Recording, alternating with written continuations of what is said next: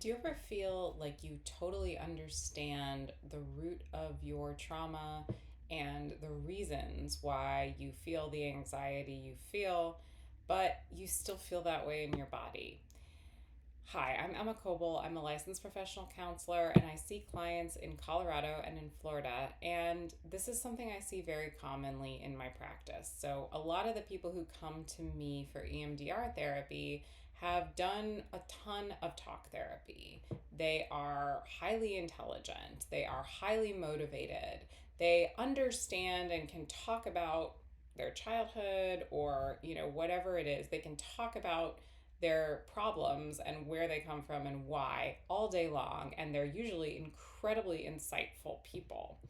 However, talking and thinking and intellectualizing does not, if you have tried this before, I think you will agree with this, it does not heal the trauma that exists inside your body.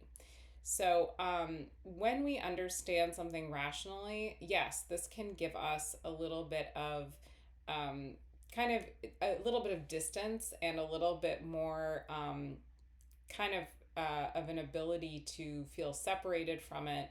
However, trauma lives inside our bodies. Our nervous system holds so many things that have happened to us. It holds stress. We hold that inside our bodies.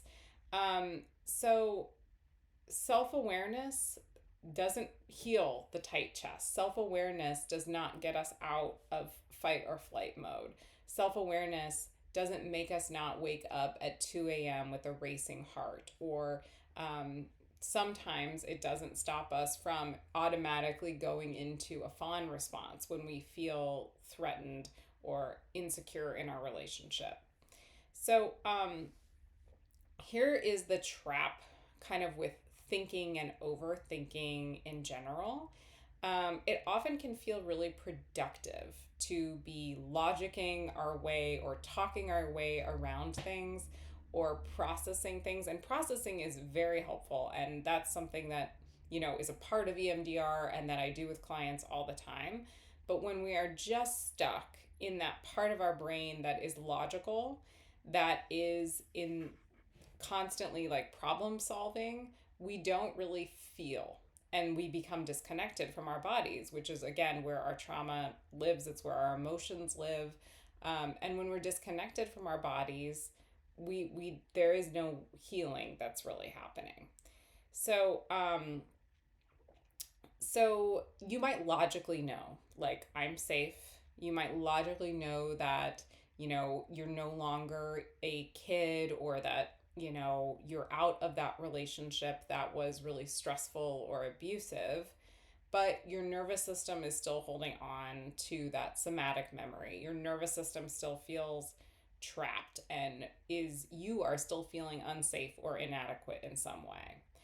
So, one thing I want to say is that thinking and problem solving and trying to figure things out is something that I think women are rewarded for doing in general. It's highly adaptive to be able to carry the mental load, or figure out how to plan and meet everyone else's needs, and fit everything into a limited schedule that we might have. Like, these things are rewarded.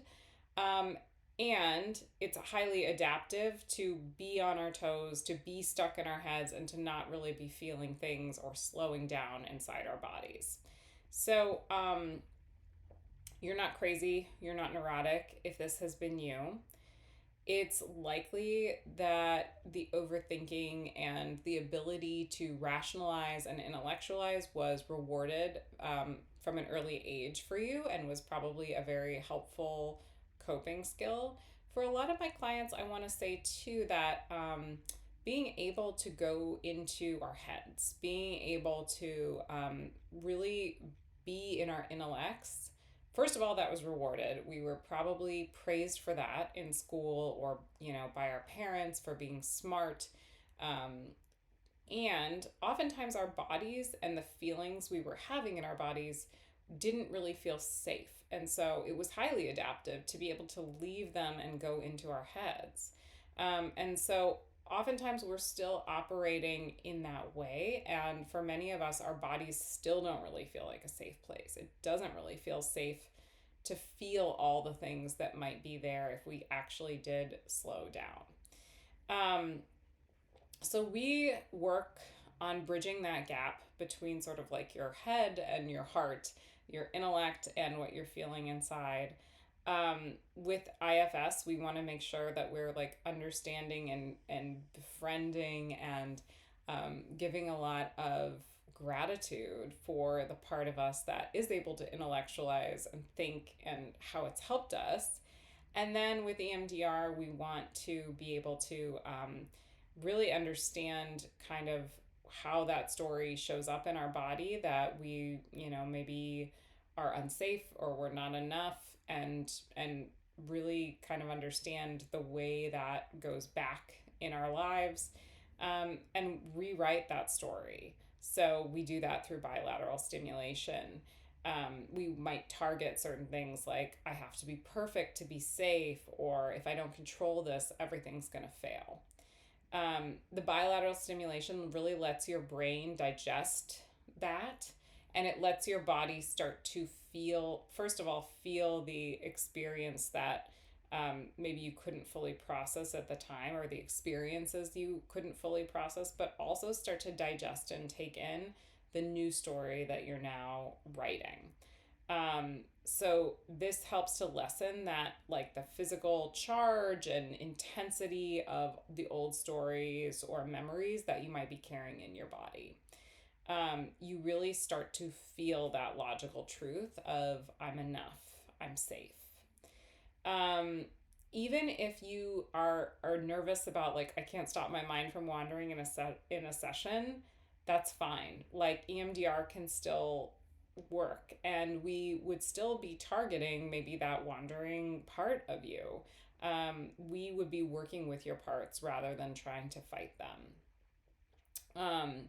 So, and even if you also, I want to say, like, are not sure about what your traumas are, or you don't think you have any trauma, EMDR is incredibly effective. And I've covered this in other videos, but I want to say that just being a marginalized group in our society is oftentimes a traumatic experience. We're often taught that trauma has to be like a big T, as they call it, trauma where, you've watched a loved one die, or you've been in a plane crash or something like that. That's not the case. Trauma is about how our nervous system responds. So if you are interested in really healing trauma that is inside your body, healing for real, and not just thinking and talking through the same thing over and over, reach out for a free consultation. And thank you. Hope you have a great day.